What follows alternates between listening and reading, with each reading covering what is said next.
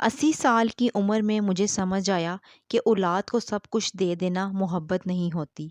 कभी-कभी ये अपनी बर्बादी पर दस्तखत करना होता है।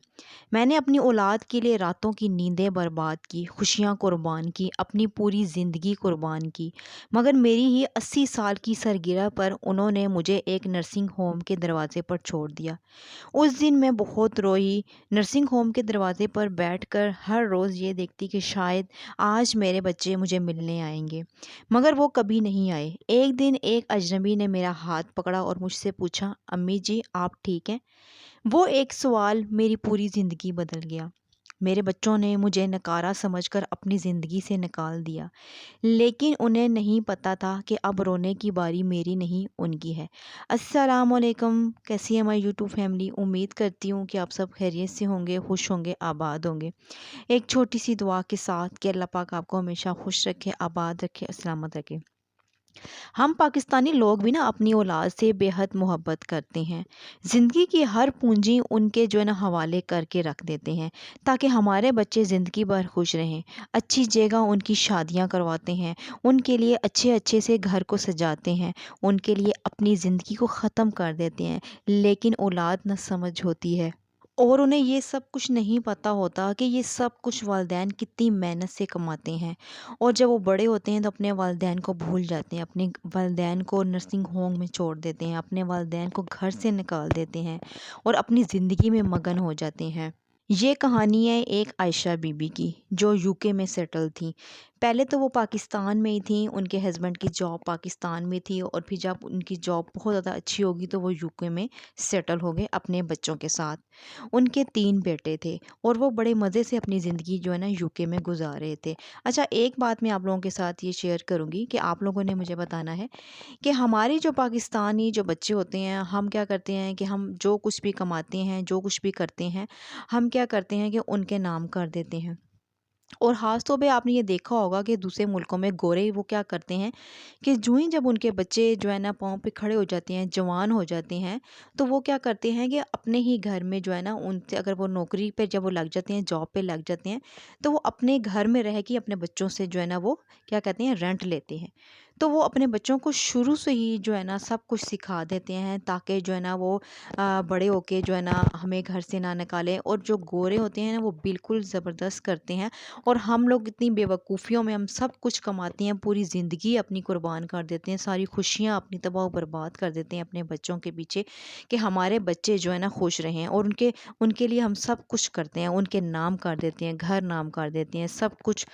तो वो आया बड़े होके क्या करते हैं कि हमारे साथ कि जब उनकी शादियाँ हो जाती हैं तो वो घरों अपने वालिदैन को घरों से निकाल देते हैं और उनको नहीं पता होता कि उनकी आखिरत क्या क्या होगी। तो इसी तरह गोरे जो होते हैं ना वो अपने बच्चों को शुरू से ही जो है ना वो अपनी मेहनत पे लगा देते हैं, उनको सिखा देते हैं कि अब तुमने कमाना है, अब तुमने ये करना है और तुमने कमा के हमने हमें पैसे देने हैं और घर का रेंट देना है। तो बिल्कुल ऐसा ही होना चाहिए जो हमारे इस पाकिस्तान में रूल्स नहीं है। अच्छा, आयशा बीबी जो है ना वो यूके में सेटल हो गई थी अपने बच्चों के साथ, हंसी खुशी ज़िंदगी गुजार रही थी, उनकी ज़िंदगी बहुत ही मज़े की और बहुत ही अच्छी गुजर रही थी। बच्चों की शादियाँ हो गई और उनके हस्बैंड का तो इंतकाल हो गया था। अच्छा, आयशा बीबी अपनी ज़िंदगी गुज़ारने लगी और बच्चों ने भी ना अपनी माँ को बहुत ज़्यादा खुश रखा हुआ था। हर उनकी ज़रूरत का ख़्याल रखते बच्चे सारे। और ये नहीं पता था कि वो जो किस वजह से कर रहे हैं, अपनी वो जायदाद के पीछे वो कर रहे हैं। अच्छा, फिर ऐसा क्या हुआ, एक दिन ऐसा आया कि जब वो इनकी सालगिरह हुई इनकी अम्मी की, जब वो 80 साल की होगी, तो वो कहती जब मैं 80 साल की होगी, सालगिरह का दिन था, तो मैं इतनी खुश थी, मैंने इतना अच्छा अपने फ़ेवरेट मैंने ड्रेस पहना, मैं तैयार होगी, मेरे बच्चे आए और उन्होंने बजाय मुझे जो है ना खुश करने के, उन्होंने मुझे मेरे लिए कुछ भी ऐसा नहीं किया। उन्होंने क्या किया कि कहते हैं अम्मी जान आप तैयार हो जाएँ, हम आपको एक जगह पे लेके जा रहे हैं। तो उस टाइम मेरी खुशी की कोई इंतहा नहीं थी और मुझे समझ नहीं आ रहा था कि मैं क्या करूँ। तो जब वो लेके गए अपनी वालदा को नर्सिंग होम के दरवाज़े पे खड़ा कर दिया और वहाँ पे उन्हें छोड़ने के लिए गए। जब वो मैंने देखा और मैंने उनसे पूछा कि अपने बच्चों से ये कौन-सी जगह है? तो कहती हैं کہ امی جان ہم آپ کی جو ہے نا اب بہت زیادہ کیئر نہیں کر سکتے، ہم بہت زیادہ بزی ہوتے ہیں، تو آپ یہاں پہ نرسنگ ہوم میں رہیں گی نا تو آپ کی یہاں پہ اچھی طریقے سے کیئر بھی ہوگی اور آپ یہاں پہ خوش بھی ہوں گے، اور ہم آپ سے ملنے آیا کریں گے، ہر روز ملنے آیا کریں گے۔ تو میرے پاؤں کے نیچے سے نا زمین جیسے نکل گئی، اور میں سمجھ گئی کہ میرے بچے جو ہے نا مجھ سے بہت تنگ آ چکے ہیں۔ اچھا میں اندر تو چلی گئی، اور وہ دن اور آج کا دن میں اپنے بچوں کا نا دروازے پہ کھڑے ہوئے جو ہے نا میں انتظار کرتی تھی، شاید آج میرا ایک بیٹا آئے گا، اگر ایک نہیں آتا شاید دوسرا آئے گا، اگر دوسرا نہیں تو تیسرا آئے گا۔ اسی امید کے ساتھ میں نے کتنے سال میں نے گزار دیے، اور میں اسی طرح میں دعائیں ان کے لیے کرتی ان کے لیے، پر وہ بچے مجھے ملنے کے لیے نہیں آئے۔ اور ایک دن ایسا ہوا کہ وہاں پہ ایان نامی ایک لڑکا وہاں پہ آیا، جو اپنے UK میں جو ہے نا وہ جاب کے سلسلے میں آیا تھا۔ تو وہ یہاں پہ آیا اپنی فیملی کے ساتھ، اس کی ایک بیوی تھی اور ایک بیٹی تھی۔ اچھا وہ یہاں پہ آئے اور نرسنگ روم میں آئے، انہوں نے مجھے دیکھا اور مجھ سے اتنی محبت کی کہ امی جان آپ یہاں پہ کیا کر رہی ہیں؟ میں نے کچھ بھی نہیں بتایا۔ تو میں ہنسی خوشی، اور مجھے اتنی خوشی ہوئی کہ جیسے مجھے جو ہے نا دنیا کی بہت بڑی خوشی مل گئی۔ اس بچے نے مجھے اتنا پیار دیا، مجھے عزت دی، اور پھر ایک دن وہ اپنی بیگم کو بھی لے کے آیا، اپنی بچی کو بھی لے کے آیا، اور اس کی بچی کو جب میں نے دیکھا نا ویل چیئر پہ تو میرا دل بہت اداس ہوا۔ تو مجھے اپنی پوتے پوتیاں وہ یاد آ گئی۔ اچھا وہ میں نے اس سے پوچھا کہ تمہاری بیٹی کو کیا ہوا؟ تو اس نے کہا کہ میری بیٹی کی نا ریڑھ کی ہڈی کا کوئی مسئلہ ہے، تو آپریشن کے لیے تو میں یہاں پہ آیا ہوں، میں کہہ رہا ہوں کہ میں یہاں پہ جاب کروں گا اور پھر میں پیسے جمع کروں گا اور میں اپنی بیٹی کا آپریشن کروں گا۔ یہ سب کچھ دیکھ کے نا تو میرے دل میں کچھ احساس پیدا ہوا، اور میں نے کہا کہ جو میں نے جو میرے ہسبینڈ نے جو ہے نا میرے والد نے جو مجھے جب میں چھوٹی سی تھی تو انہوں نے مجھے ایک گھر گفٹ کیا تھا، اور ایک سونے کے سکے بھی تھے اس گھر میں، وہ پاکستان میں تھے۔ تو وہ چیز میں نے بچوں سے چھپا کے رکھی ہوئی تھی۔ وہ میں نے کیا کیا کہ وہ میں نے ایان کے حوالے کر دی، اور میں نے ایان کو کہا جاؤ تم وہاں پہ، یہ میرا گھر ہے اس کو تم بیچ کے، اور وہاں پہ میرے زیورات بھی ہیں اور تم لے لو بیچ کے، اپنی بچی کا نا جو ہے نا آپریشن کروا لو۔ تو ایان جو ہے بالکل بھی نہیں مان رہا تھا، وہ بالکل بھی نہیں، کہہ رہی نہیں۔ تو بہت ہی جو ہے نا میں نے جو ہے نا مشکل سے میں نے ایان کو منایا، اس کو کہا نہیں تم میرے بیٹے ہو، اگر تم نہیں لوگے تو میں تم سے ناراض ہو جاؤں گی۔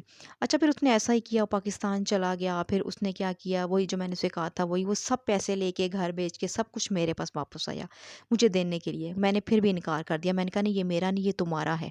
اچھا پھر اس نے کیا کیا، اپنی بچی کا علاج کروایا، اور اس کی بچی ٹھیک ہو گئی ماشاءاللہ سے۔ پورے 6 مہینے کے بعد جب وہ بچی چلتی بھی آئی نا تو اس نے جو ہے نا عائشہ بی بی کا شکریہ ادا کیا، اور وہ کیا کیا کہ اتنے خوش تھے اتنے خوش تھے، اور مجھے بھی اتنی خوشی ہوئی کہ وہ بچی جو ہے نا وہ ٹھیک ہوگی۔ تو انہوں نے مجھے اتنی دعائیں دی اور میں نے بھی دعائیں دی، اور آج دیکھیں میری اپنی اولاد میرے کام نہیں آئی، اور غیر جن پہ میں نے سکا بھروسہ میں نے کیا تھا، اور وہ اپنی اولاد نہیں نکلی۔ اسی لیے میں سب کو کہتی ہوں کہ اپنی اولاد پہ بھروسہ مت کرنا، کیونکہ وہ جو ہے نا اینڈ پہ آ کے نا اپنے اولاد کو جو ہے نا زندہ زمین میں گاڑ دیتے ہیں، بالکل ختم کر دیتے ہیں۔